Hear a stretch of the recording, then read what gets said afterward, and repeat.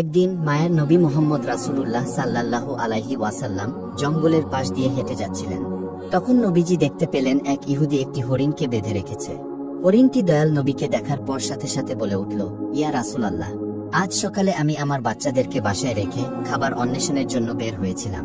হে আল্লাহর নবী, এমন সময় ইহুদি আমার সামনে আসে এবং আমাকে বন্দী করে ফেলে। সকাল থেকে এই পর্যন্ত সে আমাকে বন্দী করে রেখেছে। ইয়া রাসূলুল্লাহ, আমার দুধের বাচ্চা রয়েছে, সকাল থেকে এই পর্যন্ত তাদেরকে আমি দুধ খাওয়াতে পারিনি। হয়তোবা তারা আমাকে না পেয়ে অনেক অস্থির হয়ে পড়েছে এবং তাদের গলা দুধ না খাওয়ার কারণে শুকিয়ে গেছে। হে আল্লাহর নবী, ওগো আল্লাহর হাবিব, আমি শেষবারের মতো আমার বাচ্চাদের সাথে একবার সাক্ষাৎ করতে চাই। দয়া করে আপনি এর একটা ব্যবস্থা করে দিন। হরিণীর এই আরজি শুনে দয়াল নবী হযরত মুহাম্মদ সাল্লাল্লাহু আলাইহি ওয়াসাল্লামের অন্তর কেঁদে উঠল। তখন নবীজি ইহুদিকে বললেন, হে ইহুদি, তুমি কেন এই হরিণকে আটকে রেখেছ? তখন ইহুদি বলল, আমি হরিণকে শিকার করেছি, আর জঙ্গলের প্রাণী শিকার করা তো বৈধ, তাই আমি হরিণকে আটকে রেখেছি।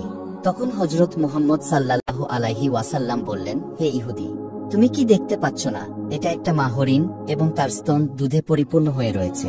সে তার বাচ্চাদেরকে দুধ না খাওয়ানোর কারণে অনেক কষ্ট পাচ্ছে, তুমি তাকে ছেড়ে দাও। তখন ইহুদি বলল, আমি এত কষ্ট করে তাকে শিকার করেছি, আর তোমার কথা মতো আমি তাকে ছেড়ে দেব?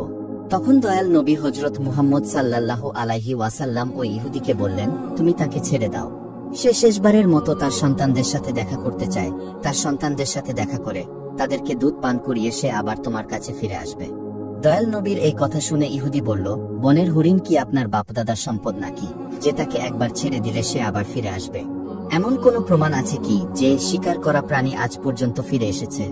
রাসূল সাল্লাল্লাহু আলাইহি ওয়াসাল্লাম যখন দেখলেন ইহুদি কোনোভাবেই হরিণটিকে ছেড়ে দেওয়ার জন্য রাজি হচ্ছে না, তখন দয়াল নবী ইহুদিকে বললেন, হে ইহুদি, তুমি হরিণটিকে ছেড়ে দাও, তার বিনিময়ে তুমি আমাকে বেঁধে রাখো। হরিণটি যদি না আসে তাহলে তুমি আমাকে সারা জীবন বেঁধে রাখবে। তখন ইহুদি বলল, তাহলে এই কথাই রইল, আমি হরিণটিকে ছেড়ে দিচ্ছি, বিনিময়ে তোমাকে বেঁধে রাখছি। হরিণ যদি ফিরে না আসে তাহলে তোমাকে সারা জীবন মুক্তি দান করব না। অতঃপর ইহুদি হরিণটিকে ছেড়ে দিল এবং দয়ার নবী রাসূল সাল্লাল্লাহু আলাইহি ওয়াসাল্লামকে বেঁধে রাখল।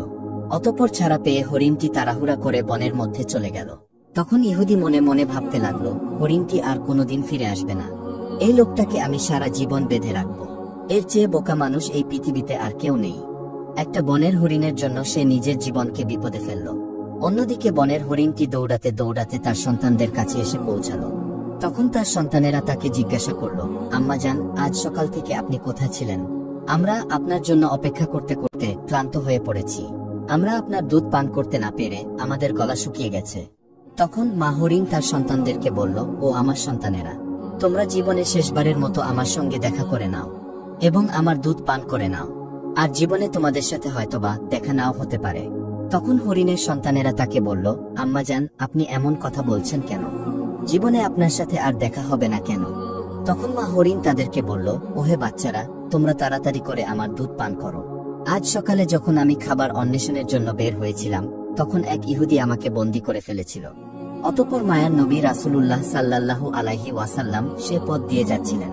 তখন আমি তাকে দেখে তোমাদের কথা খুলে বললাম এবং তাকে আরো বললাম, ইয়া রাসূলুল্লাহ, আমার সন্তানেরা দুধ না খেয়ে পিপাসা অবস্থায় আমার পথ চেয়ে বসে আছে, আপনি আমায় তাদের কাছে যাওয়ার একটা ব্যবস্থা করে দিন।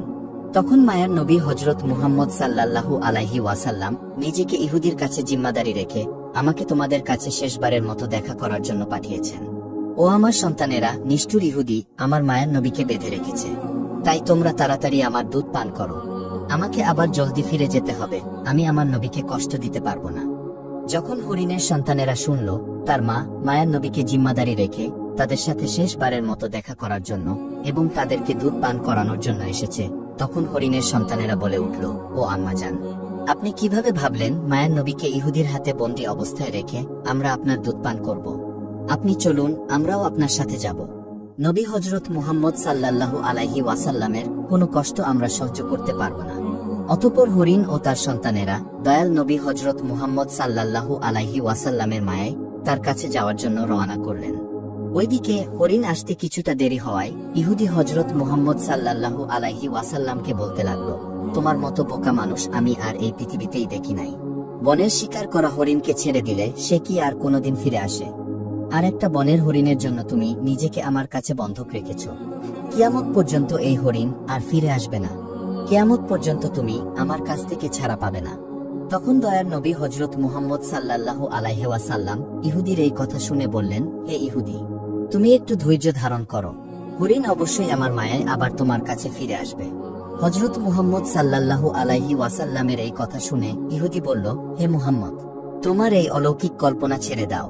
আমি বিশ্বাসের সাথে বলতে পারি কিয়ামতের আগ পর্যন্ত হরিণ আর ফিরে আসবে না। এভাবে কিছুটা সময় কেটে গেল, আর ইহুদি মনে মনে ভাবতে লাগলো, মুহাম্মদকে আটকে রেখে বড় রকমের একটা অর্থ তার সঙ্গীদের কাছ থেকে আমি উসুল করে নিতে পারবো। এভাবে আরো কিছু সময় অতিবাহিত হওয়ার পর ইহুদি দেখল শুধু বনের হরিণ নয়, বনের হরিণের সাথে তার সন্তানেরাও ফিরে এসেছে। এই দৃশ্য দেখে ইহুদি অত্যন্ত অবাক হয়ে গেল। তখন দয়ার নবী হযরত মুহাম্মদ সাল্লাল্লাহু আলাইহি ওয়াসাল্লাম হরিণকে জিজ্ঞাসা করলেন, ওহে হরিণ, তুমি তোমার সন্তানদেরকে কেন নিয়ে এসেছো? কথা তো ছিল তুমি একাই ফিরে আসবে।